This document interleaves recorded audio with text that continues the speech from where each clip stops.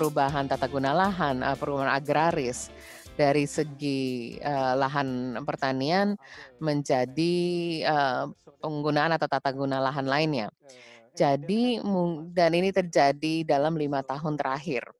Jadi ada tren peningkatan jumlah populasi di perkotaan, namun tingkat pengangguran para pemuda hampir 10% di perkotaan.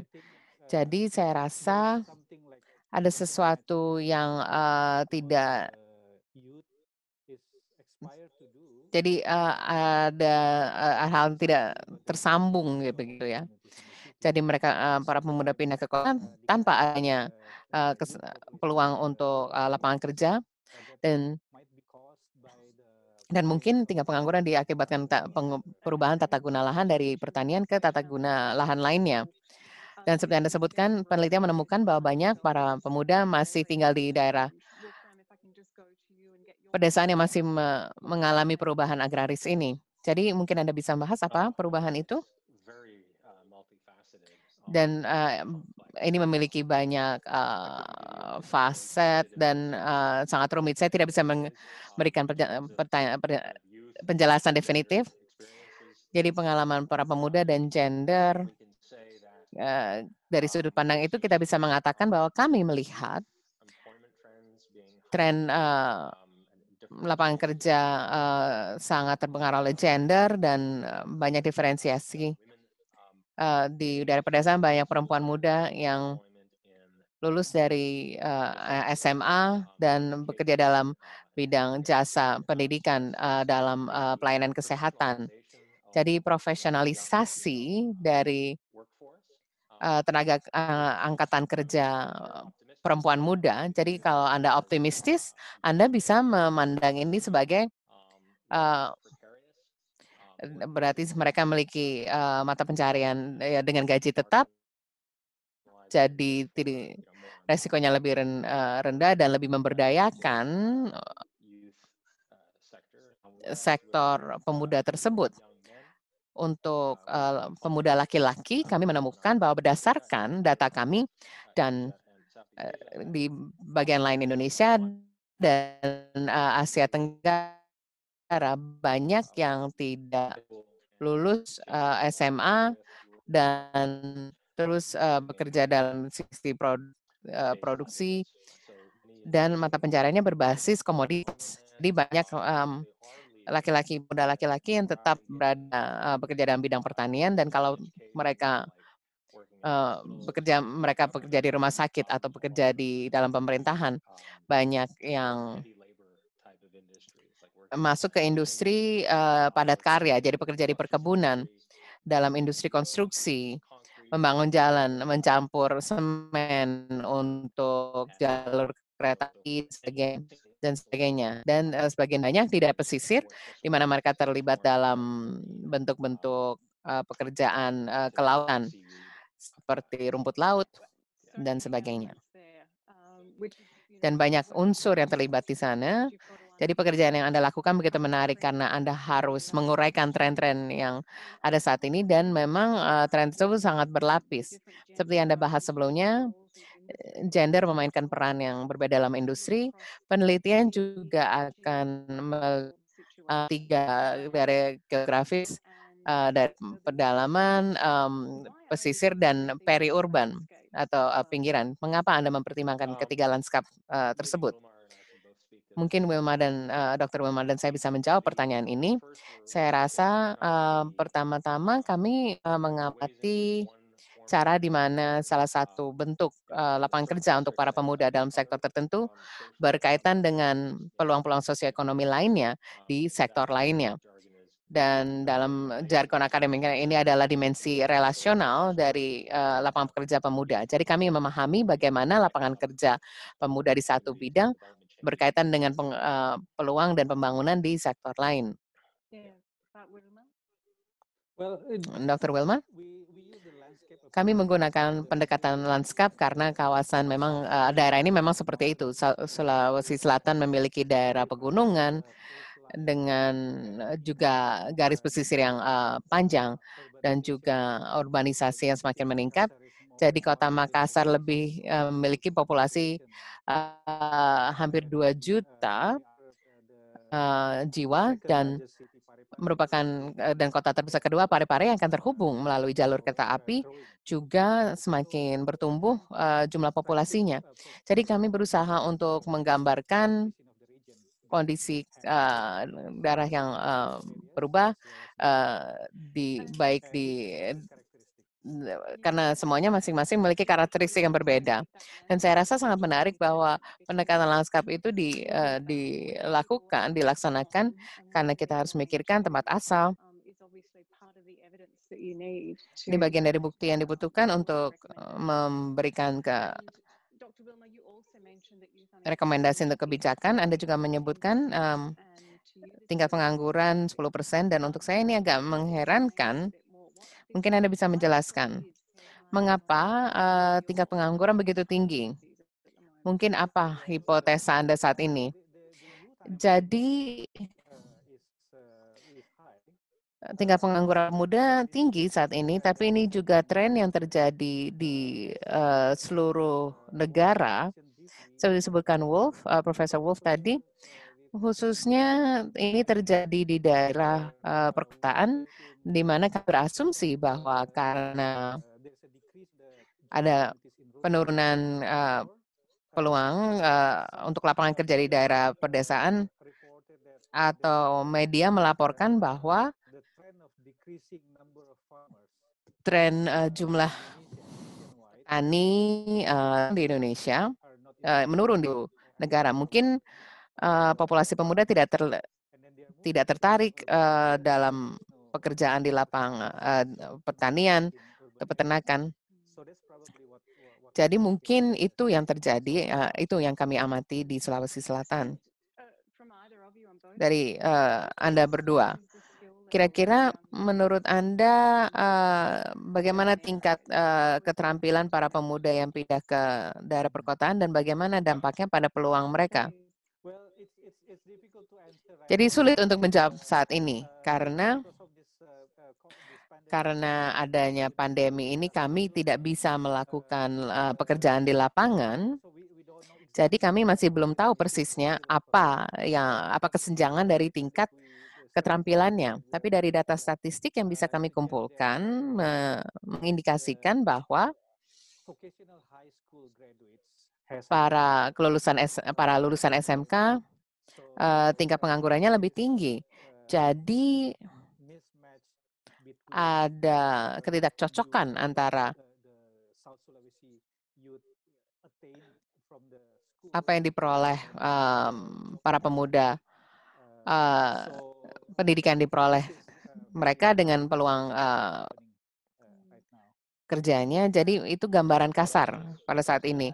Dan saya juga menambahkan bahwa perolehan keterampilan juga sangat spesifik secara geografis. Jadi di daerah pedalaman di tempat-tempat pertanian, para pemuda laki-laki dan perempuan tidak sampai ke tingkat sekolah menengah, jadi keterampilan mereka dianggap sebagai informal.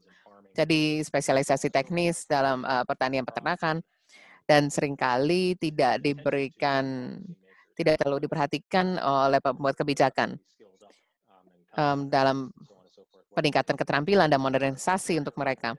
Di daerah periurban, di pinggiran perkotaan, kita melihat perempuan muda dan laki-laki muda, mereka melalui pendidikan sekolah menengah, melakukan pendidikan kejuruan, lalu masuk ke universitas dan menemukan pekerjaan di bidang jasa. Jadi jadi ada dimensi-dimensi dan sangat berbeda antara perdesaan dan pinggiran kota. Jadi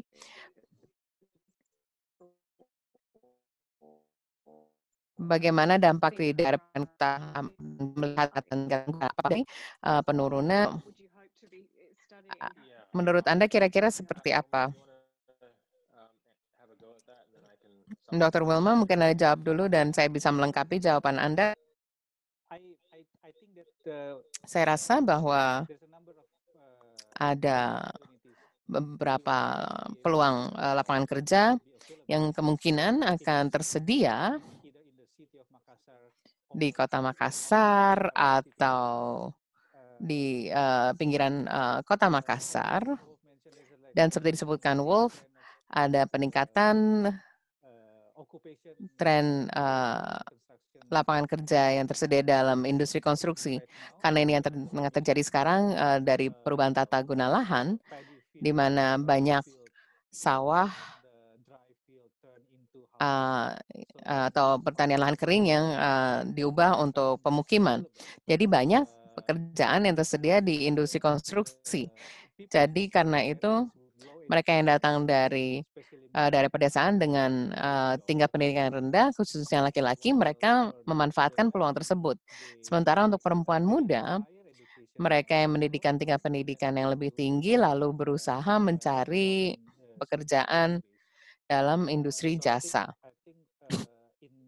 Jadi saya rasa untuk jangka panjang, ini akan juga menciptakan perubahan struktur ketenaga kerjaan di daerah metropolitan Makassar. Saya juga ingin menambahkan bahwa jadi berkaitan dengan penyerapan tenaga kerja ini berkaitan dengan di mana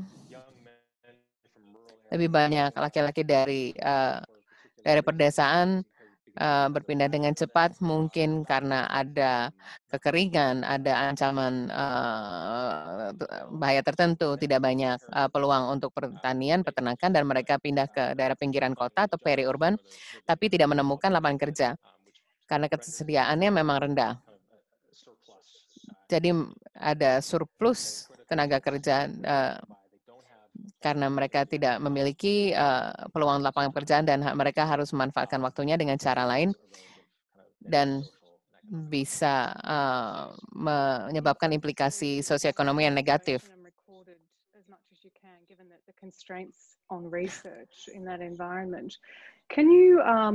Dan the skills and education and knowledge of these young people? Pak, want to have a go? Okay, yeah. What we're trying to do is our research team consists of members Jadi, from tim kami terdiri dari anggota dari Australia Indonesia dan tidak berdomisili di Makassar. Probably University of Hasanuddin researchers. Dan kami kerjasama dengan peneliti dari Unhas. Youth non-government organization to help us understand better.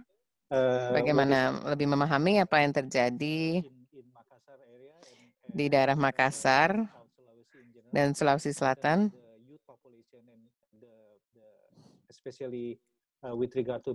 dan khususnya dengan tingkat keterampilan yang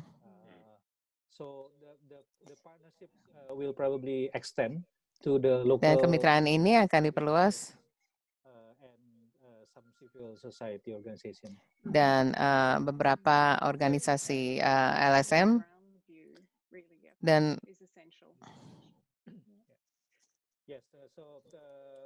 we still have less than 2 years to complete the research, and we hope that kami masih will be over. Akan berharap kami bisa menyelesaikan penelitian dan setelah pandemi kami bisa melakukan apa yang kami rencanakan dengan dari sudut pandang migrasi dan demografi yang bermigrasi dan beberapa perbedaan gender yang terjadi. Jadi untuk bisa betul-betul berdampak dalam bidang ini ada seputar mengidentifikasi cara-cara untuk membantu para pemuda memperoleh keterampilan yang memerlukan atau mencari aspirasi mereka. Saya rasa itu juga akan beragam dan kompleks seperti grup yang telah Anda identifikasi. Jadi kelompok kami dengan Ana Retno Uli dan Reni, semua mendorong pendekatan penelitian partisipatif dari bawah ke atas, bottom up, dan kami membutuhkan metode etnografis, peneliti sosial, dan kami perlu berada di lapangan. Dan saat ini kami bekerja melalui peneliti lain di universitas untuk berupaya mengatur dan melakukan mobilisasi para pemuda dalam lokakarya partisipasif di mana mereka bisa curah pendapat dan memikirkan aspirasi mereka dan keterampilan yang mereka perlukan untuk memperolehnya. Dan itu akan semua didokumentasikan dan kami akan membahas dan berusaha memecahkan permasalahan lalu menyampaikan hasil ini kembali ke organisasi LSM dan juga lembaga pemerintah sehingga bisa mendapatkan solusi kebijakan berbasis bukti. Dan kami berharap bahwa penelitian aksi ini akan dipimpin oleh para pemuda.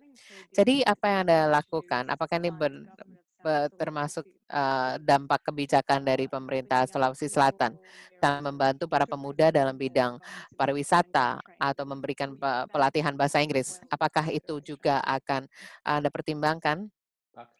Yes, as we heard from the head of the manpower. Seperti kita dengar dari pejabat Disnaker tadi, beliau menyebutkan bahwa pemerintah Sulawesi Selatan juga menawarkan beberapa pelatihan magang di perusahaan-perusahaan.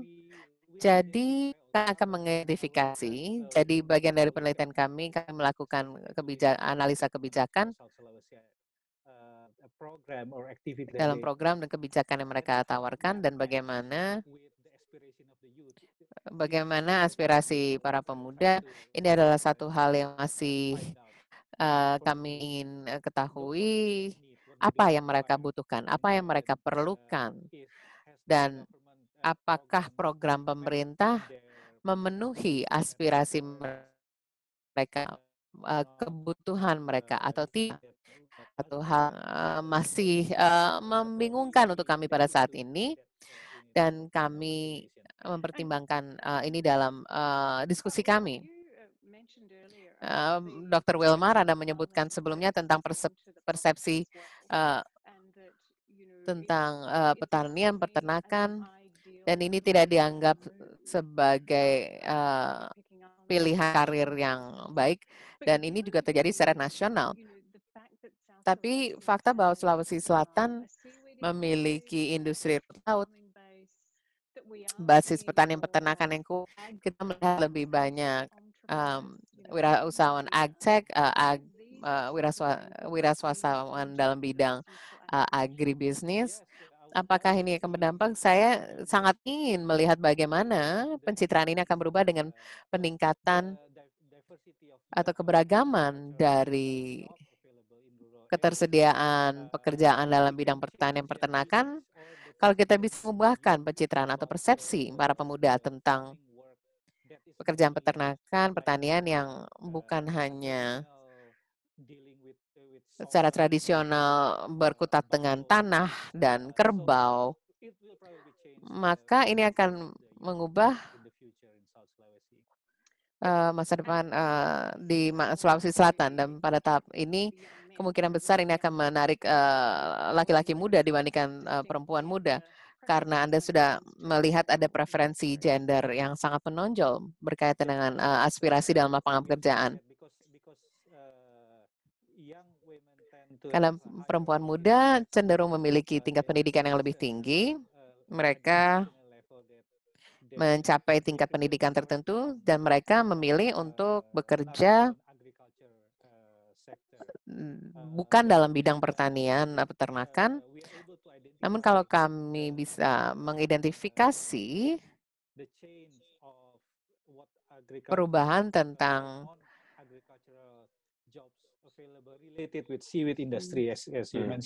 perubahan dalam lapangan pekerjaan berkaitan dengan sektor rumput laut misalnya, mungkin mereka akan merasa bahwa peluang lapangan pekerjaan memang tersedia dalam industri rumput laut.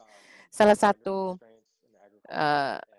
kendala gender terbesar dalam bidang budidaya perikanan atau budidaya di sepanjang kelautan. Anak perempuan muda terbatas di pinggiran atau termarginalkan dalam produksi dan komoditas ini, sebenarnya laki-laki muda dan lebih tua juga lebih terintegrasi. Mereka mengambil keputusan dan mengendalikan bagaimana komoditas diproduksi. Jadi mereka bisa mengendalikan dimensi harga, siapa yang membeli, siapa yang mendapatkan keuntungannya. Jadi baik di daerah pesisir, bahwa banyak perempuan muda terlibat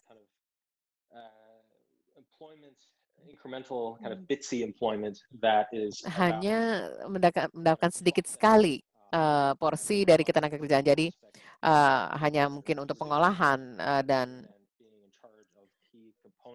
mereka hanya memegang bagian-bagian kecil saja. Mereka tidak mengendalikan rantai pasokan.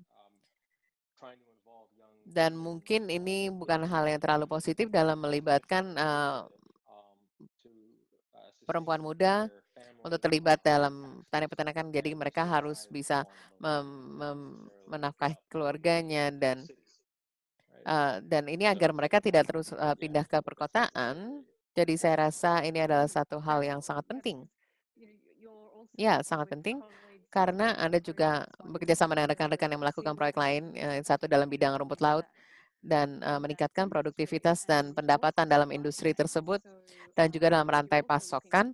Jadi saya rasa Anda juga mengamati kalau mereka bisa mencapai hal itu, mungkin pekerjaan-pekerjaan lebih teknis atau pekerjaan yang membutuhkan keterampilan lain dan bukan hanya tenaga kasar, sehingga para perempuan tetap menjadi bagian dari masyarakat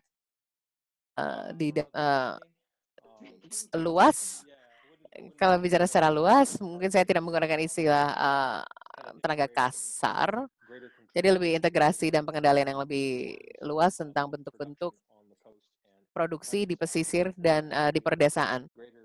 Dan ini berkaitan dengan akses terhadap lahan dan keputusan tentang tata guna lahan, keputusan tentang jenis komoditas yang diproduksi, bagaimana pengolahannya, khususnya dijual kepada siapa, dan karena semua keputusan pengambilan keputusan ada di tangan laki-laki sebagai kepala keluarga. Dan seringkali yang terjadi, sebagian besar dari pendapatan mengikuti rute khusus yang tidak didistribusikan kembali di dalam keluarga tersebut. Dan dengan perempuan muda khususnya, saat mereka yang meninggalkan keluarganya, mereka seharusnya memiliki opsi-opsi tertentu untuk mata pencaharian yang menguntungkan dan pekerjaan bermartabat. Dan mengapa tidak mereka memiliki mata pencaharian yang menguntungkan di daerahnya sendiri daripada mereka harus berpindah ke tempat lain. Jadi perpindahan dari produksi di pedesaan ke perkotaan ini sangat bermanfaat dan ini bisa memberdayakan mereka. Dan ada berbagai kendala juga dan peluang-peluang ekonomi sosial yang negatif. Salah satu adalah daerah pedesaan yang akan menjadi semakin kosong bila itu terjadi. Salah satu bidang yang saya ingin bahas adalah penelitian tentang dampak dari pengiriman uang dan infrastruktur, dan mengapa hal ini penting untuk memahami aspirasi para pemuda dan kebutuhan pembangunan untuk mereka. Mungkin kalau Ana ada di sini, mungkin Ana bisa menambahkan. Ana adalah salah satu Associate Fellow yang terlibat dalam penelitian ini. Apakah Ibu Ana ada di antara peserta mungkin? Nanti kita tunggu, mungkin ada masukan dari Ana. Mungkin bisa kita hubungi. Saya juga pertanyaan untuk Dr. Wilma, yaitu adalah sudut pandang yang lebih luas, tapi berdasarkan, jadi Anda membahas Anda berdua membahas tentang tren yang terjadi secara nasional. Kira-kira apa dampak dari Undang-Undang Omnibus atau Cipta Karya secara nasional dan Sulawesi Selatan. Kalau mungkin Anda bisa menjawab, mari kita lihat alasan mengapa Undang-Undang Omnibus memang disetujui oleh pemerintah, yaitu untuk membuka lapangan kerja.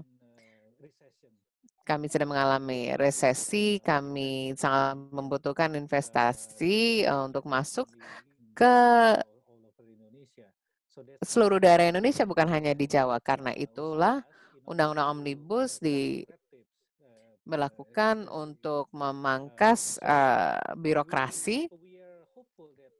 Jadi kami optimis bahwa dengan undang-undang ini akan ada lebih banyak investasi atau penanaman modal dan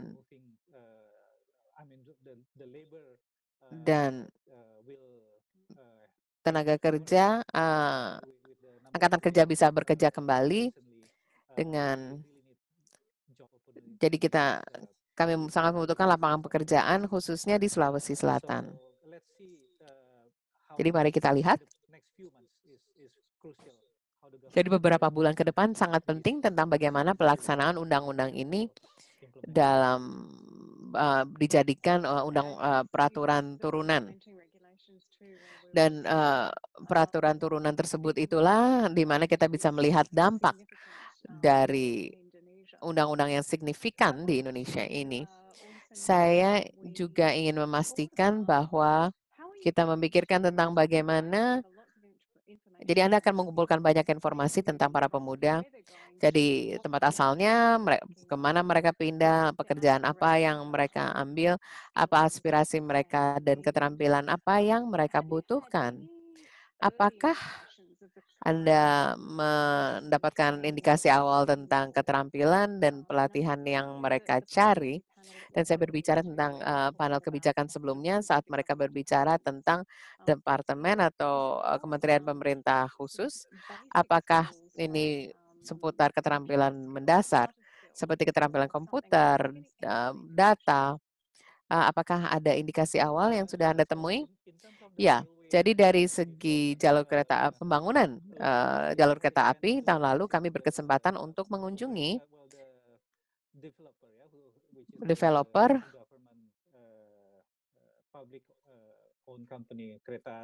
jadi ini dari PT KAI atau perusahaan kereta api, mereka membahas pelatihan untuk para masyarakat setempat. Jadi kita mendengar sebelumnya ada kuota 2% untuk penyandang disabilitas untuk bekerja.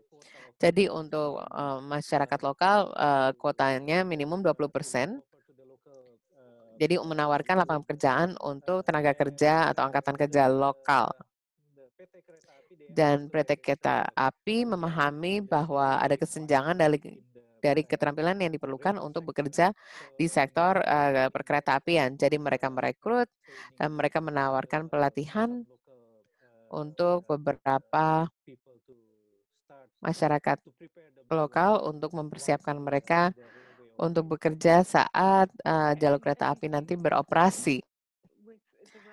Dan memang kita belum menyebutkan jalur kereta api.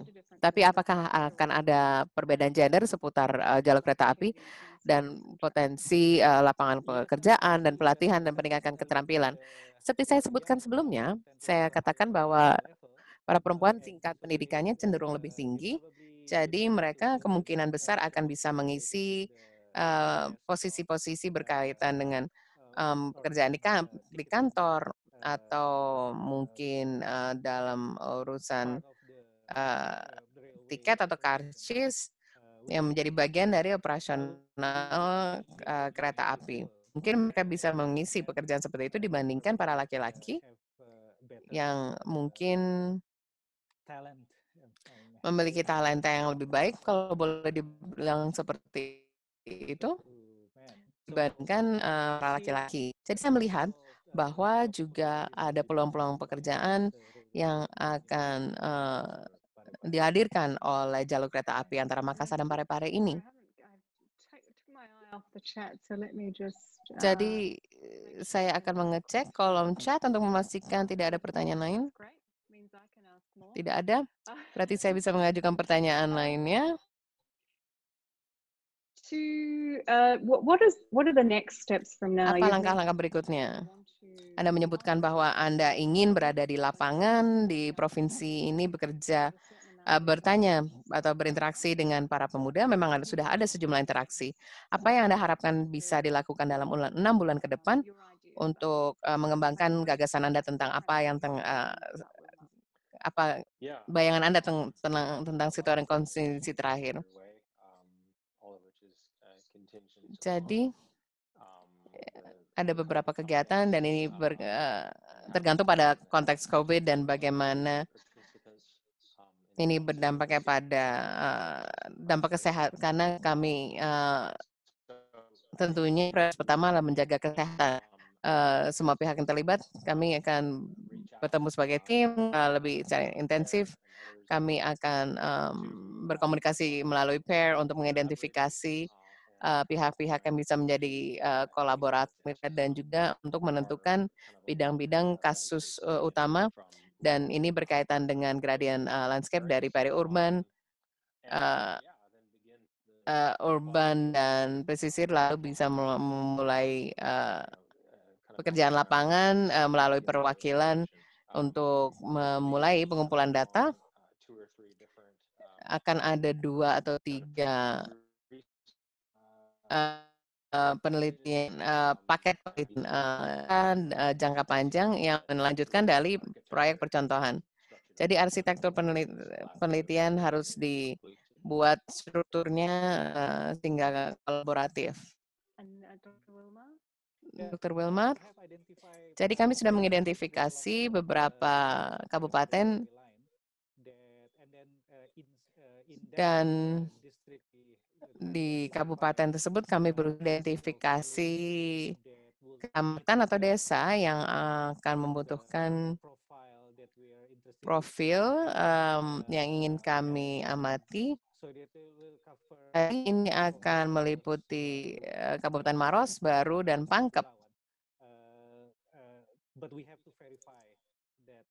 Dan ini perlu kami identifikasi dan kami bekerjasama dengan kelompok peneliti lainnya, usulnya untuk komoditas dan transportasi dan logistik dalam rangka mengidentifikasi desa mana di mana untuk memilih desa di mana kami bisa melakukan penelitian bersama, khususnya untuk kelompok peneliti komoditas yang menangani rumput laut. Kami akan bekerjasama erat dengan mereka untuk demografi pesisir. Saya juga menjawab bahwa sangat penting untuk kami sebagai tim untuk menemukan cara untuk membentuk kehadiran setempat di ketiga kawasan atau daerah ini, di desa dan lokasi ini, karena penelitian kualitatif yang berkaitan dengan mengajukan pertanyaan untuk perubahan mata pencarian dan dimensi keluarga membutuhkan rasa kepercayaan, dan mereka harus menerima kami. Jadi kami tidak bisa menggunakan pendekatan yang cepat, kami tidak bisa begitu saja mengumpulkan data, karena kami membutuhkan ini semua untuk mendapatkan perspektif yang tepat. Jadi ini akan membutuhkan scoping, konsultasi di tingkat masyarakat untuk bisa melakukan ini dengan perlahan dan dengan hati-hati, sehingga kami bisa bekerja sama secara kolaboratif dan mendapatkan informasi yang handal. Poin yang penting sebagai penutup dan sangat penting, dan itu saya ingin mengucapkan terima kasih kepada kedua panelis atas waktunya ini dan wawasan dan pekerjaan tentang permasalahan rumit seputar pengembangan para pemuda dan aspirasinya. Terima kasih kepada Associate Professor Wolfgang Dressler dari University of Melbourne dan Dr. Wilmar Salim dari Institut Teknologi Bandung. Terima kasih pada Anda kedua atas waktunya dan atas pandangan Anda. Dan atas nama tim, Adna Ratnahuli dan Reni juga. Terima kasih.